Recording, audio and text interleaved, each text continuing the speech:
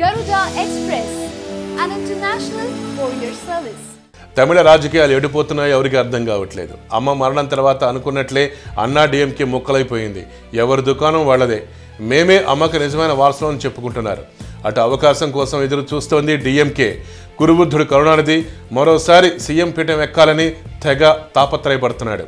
అమ్మ ప్లేస్లో ఎవరిని ఊహించలేకపోతున్నారు ఆమె అభిమానులు. ఒక రాజకీయ స్తబ్దత శూన్యత కనబడుతోంది అక్కడ. ఇదే రజనీకాంత్కి అంది వచ్చిన అవకాశం అంటే. ఎప్పుడు తన పొలిటికల్ ఎంట్రీ గురించి మాట్లాడినా కూడా ఆ దేవుడు శాసిస్తే అని చెప్పే రజనీకాంత్కి ఇప్పుడు తమిళనాడులో ఉన్న రాజకీయ శూన్యత ఒక అంది వచ్చిన వరం. ఒక రకంగా అన్ని అవకాశాలు కలిసి వచ్చినట్లే. ముక్కలైపోతున్న అమ్మ పార్టీపై ఆమె అభిమానులు కార్యకర్తలు ఎప్పుడో ఆశలు వదిలేసుకున్నారు. మరి ఇప్పుడు ఎవరు ఆ గ్యాప్ పూడుస్తారన్న ప్రశ్నకు సమాధానం రజనీ ఒక్కడే అని అంటున్నారు. ఇంతటి గందరగోళ పరిస్థితుల్లో తమిళ సూపర్ స్టార్ రజనీకాంత్ మామూలుగా అయితే తమిళనాడులో చక్రం తిప్పేయాలి. రాజకీయ ఆలోచనలు లేకపోతే వేరే సంగతి. కానీ ఆయనకు రాజకీయాలపై ఆసక్తి ఉంది, పదవి మీద వ్యామోహం కూడా ఉంది. ఇలా అన్నీ ఉన్నాయి రజనీకాంత్కి. అయితే ఇప్పుడు ఆయనకి స్థానికేతడు అన్న ముద్ర తీసుకొచ్చారు.